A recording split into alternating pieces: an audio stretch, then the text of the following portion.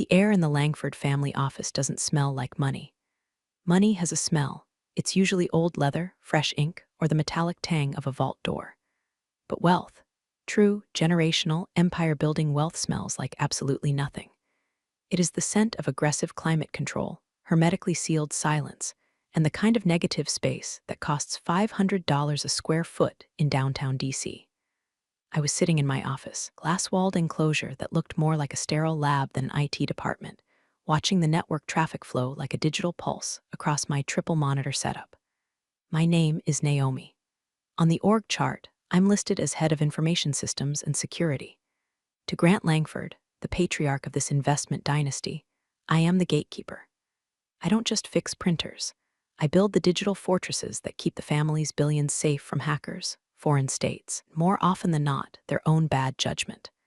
I took a sip of my espresso, savoring the bitter heat. It was 9:15 a.m. The markets were open, the data streams were green, and for a fleeting moment, the world was orderly. Then the glass door to my suite shuddered on its hinges. Cameron Langford didn't walk into rooms, he invaded them. At 27, Cameron was the physical embodiment of a trust fund poured into a suit that was too tight in the shoulders and too short in the ankles. He had his father's jawline, but none of his father's discipline. He breezed past my administrative assistant, his voice booming at a volume that violated at least 3 unspoken HR policies. Naomi, where is she? I need this handled like yesterday. I didn't spin my chair around immediately. I finished typing a command line that re-encrypted the daily ledger backups. Only then did I turn, composing my face into a mask of polite, corporate neutrality. "Good morning, Cameron," I said, my voice level. "To what do I owe the pleasure?" He slammed a sleek, platinum-colored laptop onto my desk, narrowly missing my coffee. "Thing's a brick, total garbage. I'm trying to pull up the AlphaStream projections for the crypto venture meeting. It's just giving me the spinning wheel of death. Fix it." He didn't ask, he ordered. That was Cameron's default setting. He treated me like a vending machine, insert demand, receive compliance. "Did you submit a ticket?" I asked, knowing the answer. "Ticket? I don't have time for bureaucratic nonsense, Naomi. I have a meeting with the partners in 20 minutes. Just work your magic. Do the IT girl thing, IT girl. I've spent 15 years in cybersecurity. I've consulted for the Treasury. I built the architecture that protects his inheritance from being siphoned off by Russian botnets. And to him, I was the IT girl. I pulled the laptop toward me. It was hot to the touch. "Unlock it, please." He huffed, leaning over me in a cloud of artisanal oud cologne that cost more than my first car. He typed his password. I watched his fingers. 1 to 2 to 3 to 4 LNGFORD, mentally noted that I would need to force a password, reset across the entire executive tier by noon. It was embarrassing.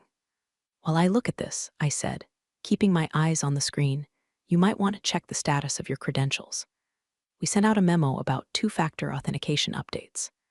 By the way, if you're enjoying this glimpse into the chaotic lives of the ultra-wealthy and the people who have to clean up their messes, maybe hit subscribe or drop a like. Keeps the coffee flowing and the stories coming. We wouldn't want you locked out during a trade. Yeah, I saw the email. Boring. Just make it work." He pulled out his phone, instantly bored, scrolling through what looked like an influencer's Instagram feed. I opened the event logs on his machine. My eyes narrowed. The spinning wheel wasn't a hardware failure. It was a resource drain. The CPU was running at 100%. I dug a layer deeper. "Cameron," I said, my tone sharpening just a fraction, "have you been downloading third-party applications? Specifically, anything related to mining?" He stiffened. "I'm exploring alternative revenue streams for the firm. It's research." I looked at the logs. He had installed a sketchy cryptocurrency mining bot on a company-issued device, connected to the firm's secure internal network. It was like lighting a match in a room full of dynamite. He wasn't just slowing down his laptop. It was creating a backdoor that any half-competent hacker could drive a truck through. "You bypassed the admin restrictions," I stated. "How?" He smirked, a look that made me want to remotely wipe his digital existence. "I have a guy. Look, Naomi, don't give me the lecture. Just clear the cache or whatever so I can present. Dad wants me to take lead on the tech portfolio, and I can't look like I don't know how to use a computer." Dad wants me to take lead. Words hung in the air. Grant Langford was a shark, but he was a prudent shark. He wouldn't put Cameron in charge of a toaster, let alone the tech portfolio, unless this was a test. I looked at Cameron, really looked at him. He was sweating slightly. He wasn't just arrogant, he was desperate. He needed this presentation to work to prove he wasn't just a waste of genetic material. I made a decision. I could report this violation to compliance right now, would trigger an audit. Cameron would get a slap on the wrist, he'd blame me for snitching, and nothing would change.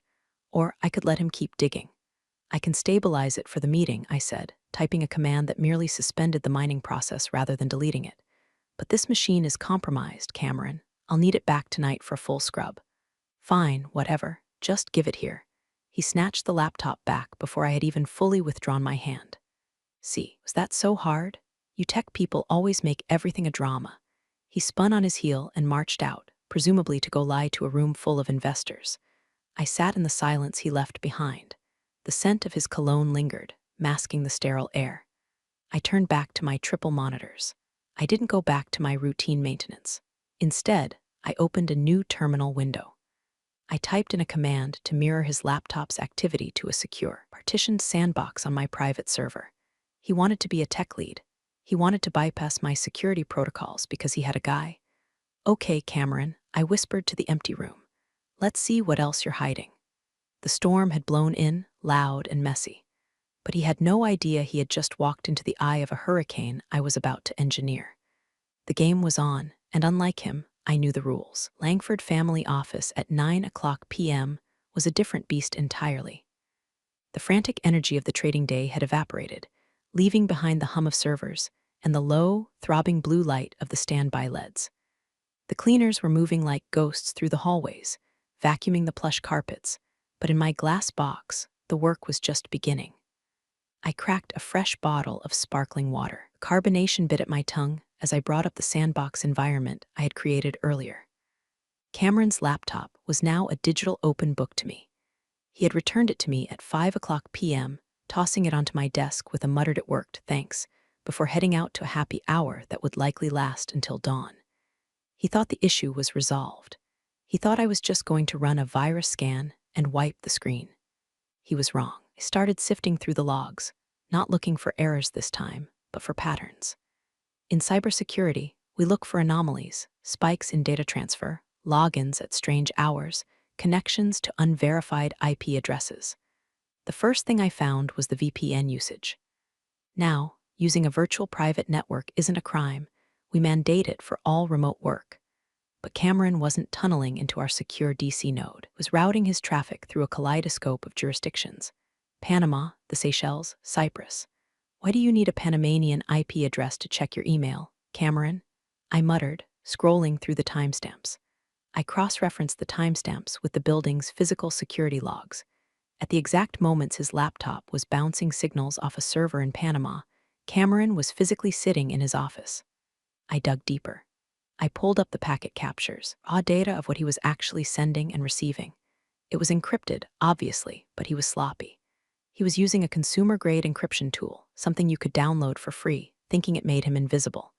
It took me less than 10 minutes to crack the handshake key. When the data unspooled on my center monitor, I felt a cold knot form in my stomach. It wasn't just crypto mining. That was a distraction, a smokescreen.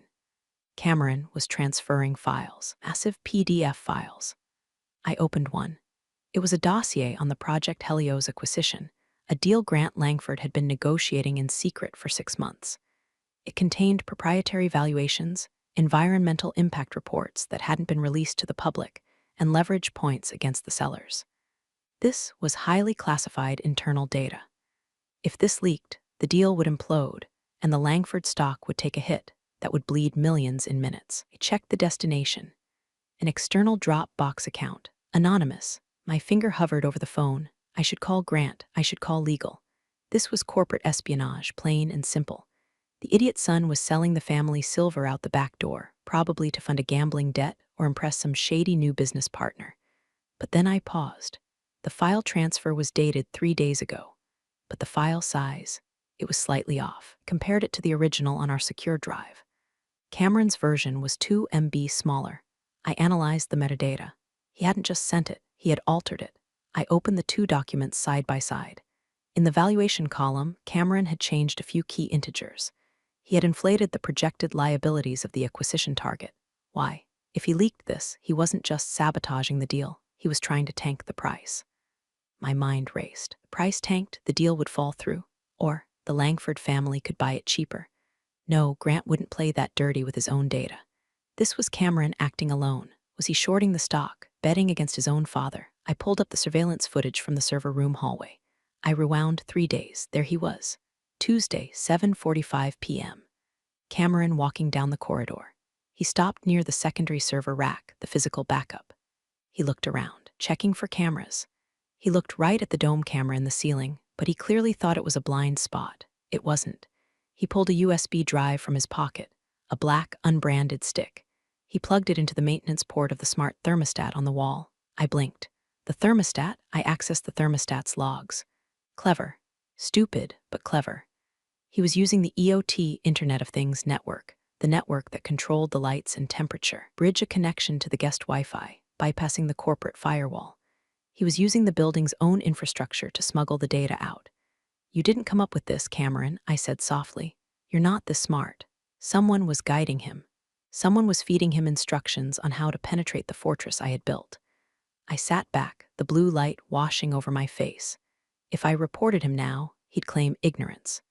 He'd say he lost the USB drive, or that he was hacked.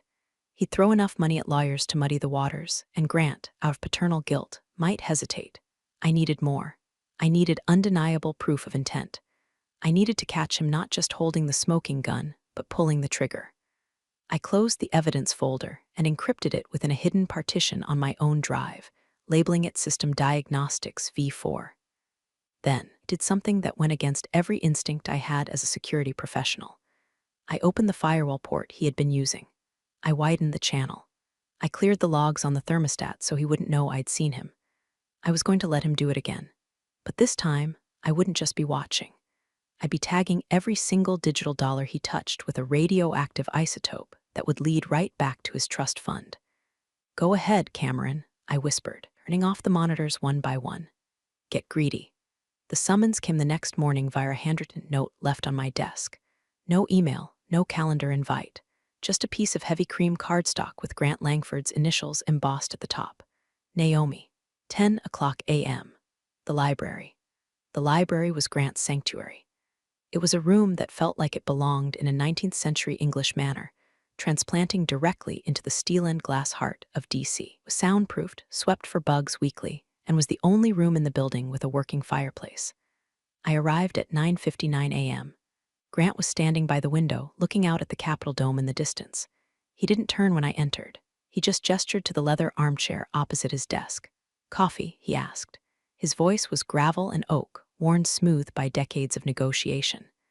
Black, please. Thank you, Grant. He poured from a silver carafe. Grant was 68, but he moved with the economy of a man who knew exactly how much energy every action cost. He handed me the cup and sat down, folding his hands on the desk. There were no papers in front of him. That was never a good sign. How is the system, Naomi? He asked. Secure, I replied automatically. We repelled a localized DDoS attempt from a botnet in Eastern Europe yesterday. Standard probing. Nothing penetrated. He nodded, his eyes fixed on mine. They were pale blue, uncomfortably piercing. And the internal threats? My pulse didn't jump, but the air in the room seemed to grow heavier. Internal threat vectors are always the most difficult to predict, I said carefully. Human error remains our largest vulnerability. Human error, he repeated, tasting the words. Is that what we're calling it? He knew. He didn't know the specifics. He didn't know about the thermostat or the Panamanian VPN. He knew something was rotting in the kingdom. Grant Langford didn't build a billion-dollar empire by being oblivious to the character of the people around him, especially his own blood. Cameron came to see me yesterday, Grant said, leaning back. He was very enthusiastic about the tech portfolio. He used a lot of buzzwords. Synergy, blockchain integration. He wants full administrative privileges to audit the accounts himself. I kept my face perfectly still. Would be highly irregular. It violates the separation of duties principle. No single individual should have authorization to move capital and modify the logs of those movements. I agree, Grant said. He picked up a pen and turned it over in his fingers. However, Cameron feels that I am stifling his potential. He believes he is ready to hold the keys. He dropped the pen. It made a sharp clack on the mahogany. Naomi, he said, his voice dropping an octave. Built this firm on trust. Not the blind kind, the verified kind. If the foundation is cracked, I need to know before I build another floor on top of it. Do you understand? I understand, I said. If I were to, hypothetically, grant him a probationary period of elevated access, Grant said, watching me closely, would you be able to ensure that any damage is contained? Hypothetically. This was the order. It wasn't written down, it wasn't recorded. It was as binding as a court order. He was asking me to give Cameron enough rope to hang himself, while promising to catch the body before it hit the floor. If that were to happen, I said, choosing my words with surgical precision, I would create a mirrored environment. A simulation that looks and feels like the live ledger. He would see real numbers, real accounts. But any transactions he initiated would be held in a sublayer, pending secondary authorization. Wouldn't know the difference until the authorization was either granted or denied. Grant's lips twitched. It was almost a smile. A sandbox, a quicksand box, I corrected. Grant stood up. The meeting was over. You have always been the most valuable asset in this building, Naomi. Don't let me down. I won't, sir. I walked out of the library with my heart hammering against my ribs. I had just been given the green light to entrap the heir apparent. As I walked back to the elevators, I passed Cameron in the hallway. He was laughing loudly into his phone, holding a Starbucks cup. Yeah, bro, I'm telling you, the old man is softening up, he was saying. I'll have the liquidity by Friday. We're going to the moon. He locked eyes with me as I passed. He winked. A smug, victorious wink. Hey, IT girl, he called out, lowering the phone. My laptop is running great. You actually did something right. I aim to please, Cameron, he said, stepping into the elevator. The doors closed, cutting off his laughter. I watched the numbers climb as the elevator ascended back to my tower. You'll have the liquidity by Friday? I thought. No, Cameron, by Friday, you won't even have a functioning ID badge. Grant had opened the cage. Now I just had to wait for the animal to walk into the trap. By Wednesday, the atmosphere in the office had shifted. It was subtle, like a drop in barometric pressure before a thunderstorm. Cameron had been given his probationary access, which he interpreted as being crowned emperor. I watched him from the periphery of the executive dining room. It was noon. I usually ate at my desk, dissecting code while I chewed on a salad, but today I needed eyes on the target. Cameron was holding court at the center table, surrounded by two junior analysts who looked like they wanted to be anywhere else, and a sycophantic external consultant named Todd. Problem with this place, Cameron said, his voice carrying easily over the clink of silverware, is that it's stuck in the 90s. Dad loves his safe, slow growth. Real estate, bonds, yawn. He gestured with a forkful of seared tuna. We need velocity. I've been looking at the internal ledgers, which, by the way, are a mess, and the capital is just sitting there, sleeping. I'm going to wake it up. One of the analysts, a sharp young woman named Sarah, cleared her throat. But Cameron, the liquidity ratios are set by the risk committee. We can't just move that capital without triggering regulatory flags. Cameron laughed. It was a dismissive, barking sound. Regulations are for people who ask permission, Sarah. I'm talking about restructuring. Once I finalize the new architecture on Friday, those ratios won't matter because the assets will be reclassified. I'm cleaning house. I took a sip of my iced tea. Cleaning house was talking about money laundering. He just didn't know the legal term for it. He thought he was being a visionary. He was actually describing a federal crime. I glanced at my phone. My custom monitoring app was running in the background. It showed Cameron's active session. He had logged in 20 minutes ago from his iPad at the table. He wasn't just talking. Under the table, while he ate, he was authorizing test transfers. I saw the notifications scroll by on my screen. User, C. Langford attempt. Transfer asset ID hash 8892 destination. Ext wallet HK status. Pending ghost protocol. He was trying to move $100,000 in bonds to a Hong Kong wallet.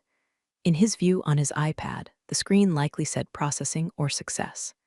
In reality, the request had been routed directly to my trash bin, with a copy saved to the evidence folder. You know, Cameron continued, leaning back and unbuttoning his suit jacket. I might need to bring in my own people for the tech side, too. No offense to the current team, but we need innovators. Disruptors. He cast a glance toward my table. He didn't think I could hear him, or maybe he wanted me to hear him. We need people who understand that security shouldn't be a roadblock, he said loudly. Security should be an enabler. If the firewall stops me from making money, firewall is the problem. I felt a muscle in my jaw jump. The firewall stops you from going to prison, you idiot. The consultant, Todd, nodded vigorously. Absolutely, Cameron, frictionless capital, that's the future. Exactly, Cameron beamed, frictionless. He stood up, wiping his mouth with a linen napkin and tossing it onto his half-eaten meal. All right, boys and girls. I've got trades to execute. Big things coming, try to keep up. Strutted out of the dining room, the analysts exchanging terrified looks behind his back. I waited a beat, then stood up and walked over to their table. Sarah looked up, her eyes wide. Naomi, she stammered. We didn't mean to. It's fine, Sarah, I said, my voice calm. Eat your lunch. He's talking about reclassifying the Tier 1 assets, she whispered. Naomi, if he does that, the tax liability alone would. Don't worry about the assets, I interrupted softly. I placed a hand on her shoulder. Focus on your work. Let the system handle the errors. She looked at me, confused. The system? Just keep your head down, Sarah. I walked back to my office, my heels clicking rhythmically on the marble. Cameron's arrogance had reached critical mass. He believed he had successfully moved the money. He believed he was immune to the rules. When I got back to my desk, I saw he had escalated. He wasn't just moving money now, he was changing permissions. He was trying to revoke my administrative access. I watched the command come in, revoke user, NROS admin level 5. I smiled. It was cute, like a toddler trying to lock his parents out of the house with a plastic toy key. I allowed the command to execute in the simulation. On his screen, I would appear to be locked out. Let him feel safe. Let him feel powerful. Let him think the castle was his, because when the drawbridge finally went up, he was going to find himself on the wrong side of the moat. The call came at 2:00 p.m. on Thursday. Naomi, Cameron's voice was smooth, lacking the usual bark. It was his I need a favor voice. Hey, do you have a sec? I'm hitting a snag with the legacy dashboard. It's glitching. I can come up, I said. I grabbed my tablet, my real weapon, and took the elevator to the 40th floor. Cameron's office was larger than mine, corner positioned with a view of the Potomac, but it was a mess. Papers were strewn everywhere, not in piles of work, but in piles of neglect. He was sitting behind his desk, staring at his screen with manic intensity. So, he said, swiveling his chair, here's the thing. I've successfully migrated the initial tranches. He hadn't, but when I try to access the master trust vehicle, it's asking for a physical key authentication. I thought I had full clearance. I stood behind him, looking at the screen. He was trying to access the Langford Legacy Trust, the crown jewels, the fund that held the family's voting shares and the core real estate assets. This wasn't just play money. This was the control mechanism for the entire empire. That's a hard-coded security feature, I lied smoothly. Because those assets are so old, the system requires a manual override for the first access. It's a legacy protocol from your grandfather's time. Right, he nodded. Patient, so how do we override it? I need to verify the holdings for the audit. I can bypass it for you, I said, but I'll need to enter my root credentials. Since you revoked my admin access earlier, I let the sentence hang. He froze. He turned to look at me, a flicker of panic in his eyes. What? I didn't. It's okay, Cameron, I said, offering a tight, forgiving smile. The system is glitchy, like you said. Sometimes it drops permissions randomly. I can re-authenticate myself temporarily to help you. Relief washed over his face. He bought it. He actually bought it. He was so convinced of his own brilliance that he couldn't imagine I knew exactly what he had tried to do. Yeah, must be a bug, he laughed nervously. Go ahead, work your magic. I leaned over and typed in a string of code. I wasn't just unlocking the folder, I was activating a keystroke logger and a screen recorder that would be admissible in federal court. I was also tagging this specific session with a digital watermark, unauthorized access attempt level 1. There, I said, you're in. The screen refreshed. The list of assets appeared, billions of dollars in property and stock. Cameron's eyes widened. It was pure greed, a hunger so raw it was almost obscene. Okay, he muttered, practically vibrating. Okay, thanks, Naomi. Can go now? Are you sure? I asked, stepping back toward the door. These ledgers are complex. If you enter the wrong sell order, it executes instantly. I know what I'm doing, he snapped, his mask slipping. I went to Wharton Naomi. I can read a balance sheet. Leave. I walked out, closing the heavy oak door behind me. I didn't go to the elevator. I stood in the hallway, opened my tablet, and put on my noise-canceling earbuds. I listened to the sound of his typing. Click, click, click, click. On my tablet, I watched the commands appear in real time.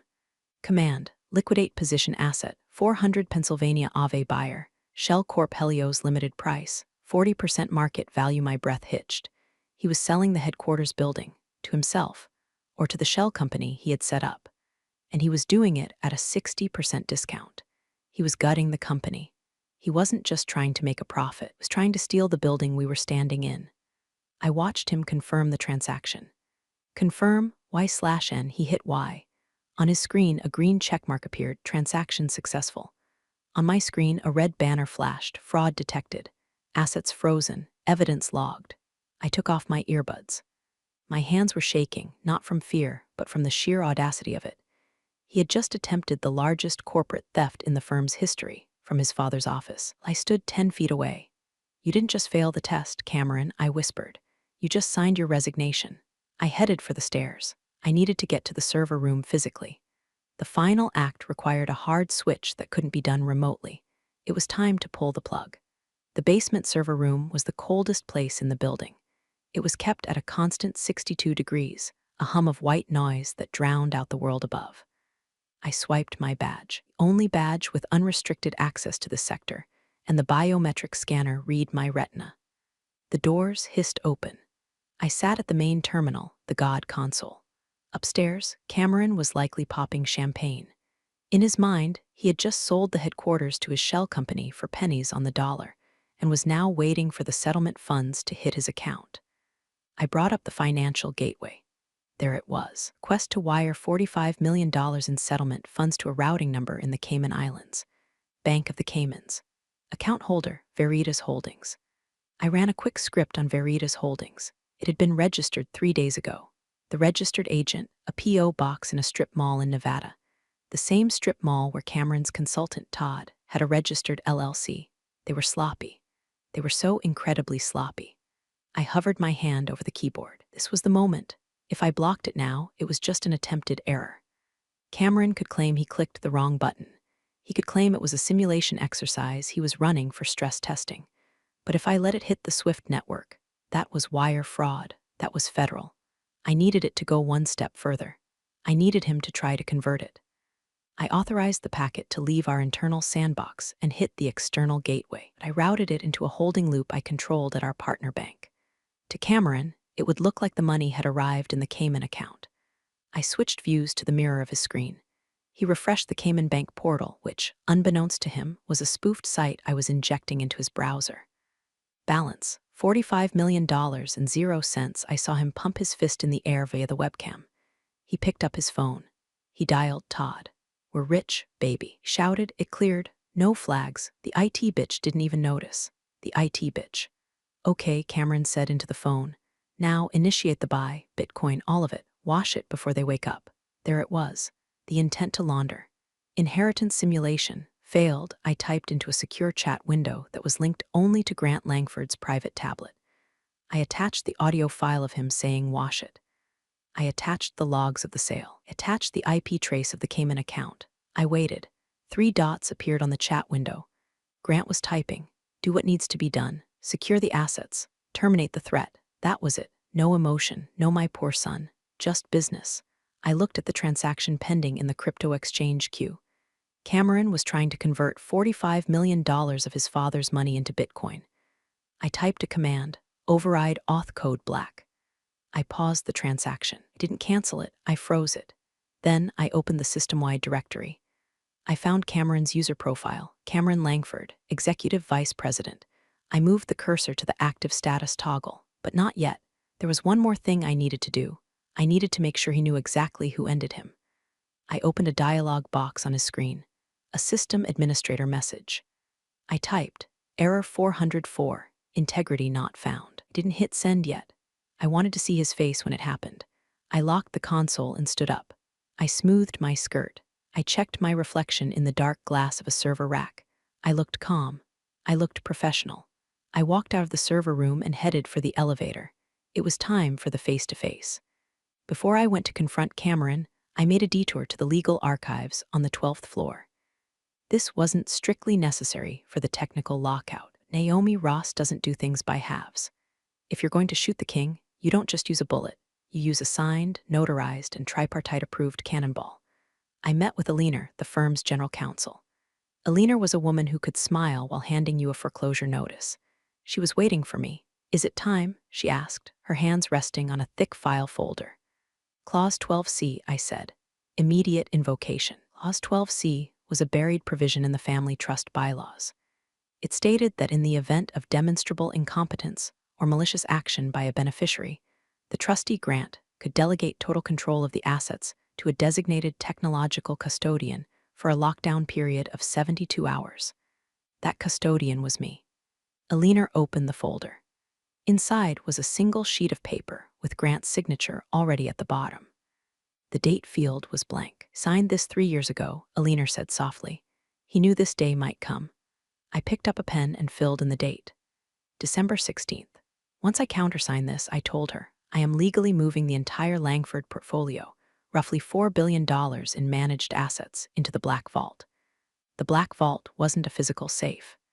It was an air-gapped server off-site, disconnected from the internet, accessible only by 2 physical keys turning simultaneously. Moving the digital ownership tokens there, I was effectively taking the money off the grid. Cameron could hack, scream, or sue all he wanted. The money simply wouldn't exist on any network he could reach. Do it, Alina said. I signed. I pulled out my phone and initiated the final sequence code linked to the contract. Initiating Protocol Obsidian. On my phone screen, a progress bar appeared. Migrating assets, 10%, 30%, upstairs. Cameron's money in the Cayman account, which was just a digital phantom I had created, would still be visible to him. He would think he was rich. But the real assets, the actual deeds and bonds, were vanishing from the system, sliding into the darkness of the Black Vault. Migrating assets, 80%, 100%. Transfer complete. System locked. I looked at Alina.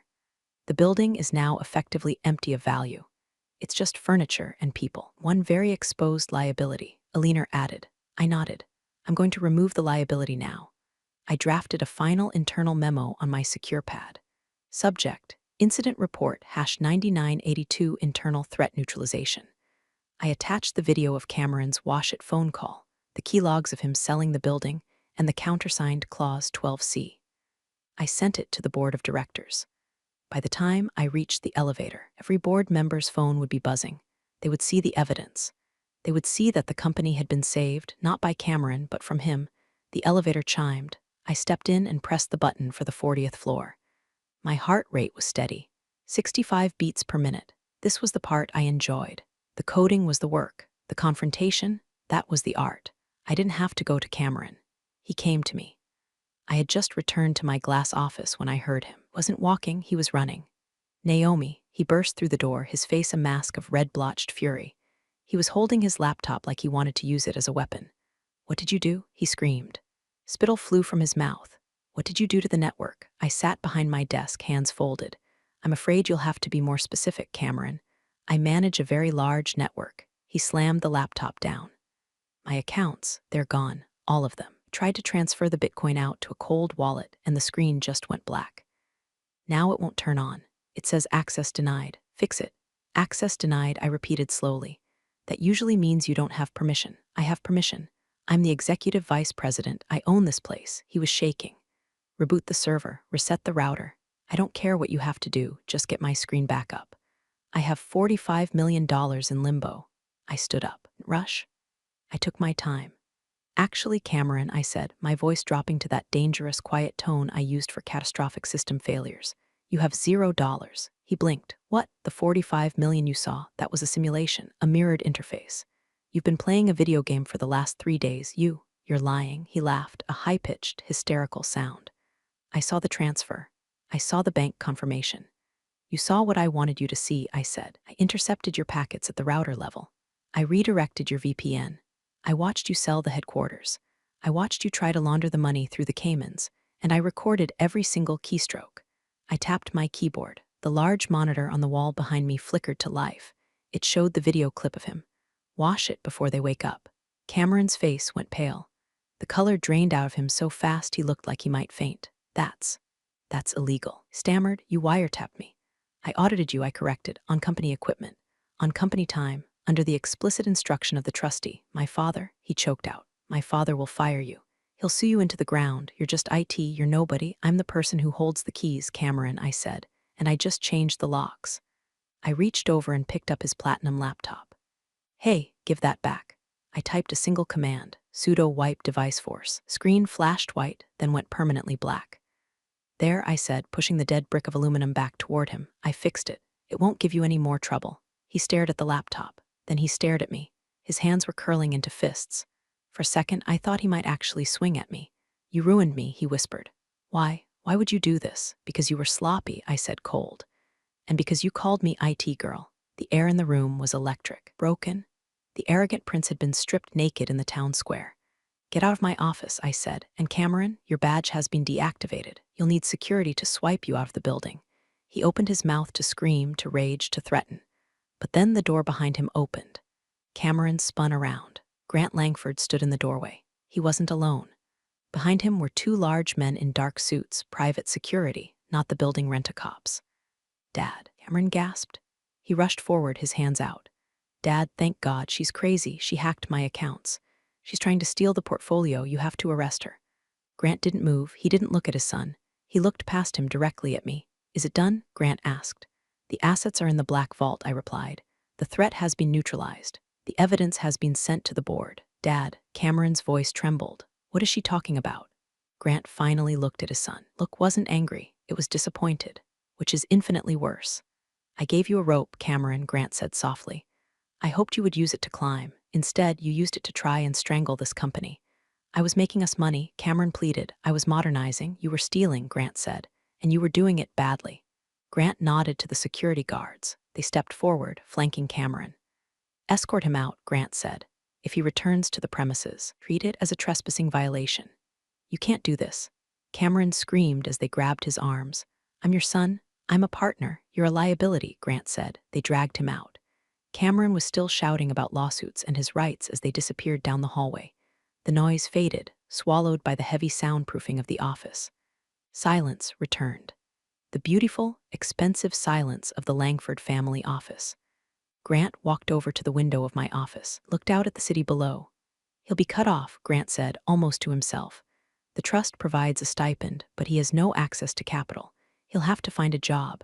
He has a degree from Wharton, I said dryly. I'm sure he'll find something. Grant turned to me. A ghost of a smile touched his lips.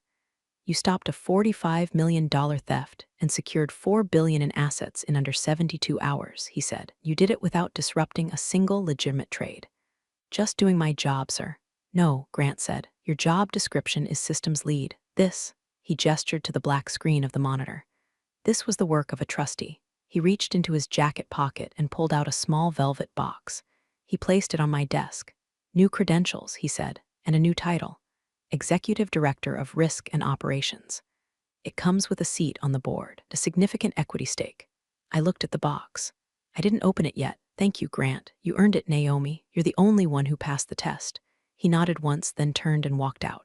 I sat alone in my glass box. The sun was setting, casting long golden shadows across the DC skyline. I picked up my cold coffee and took a sip.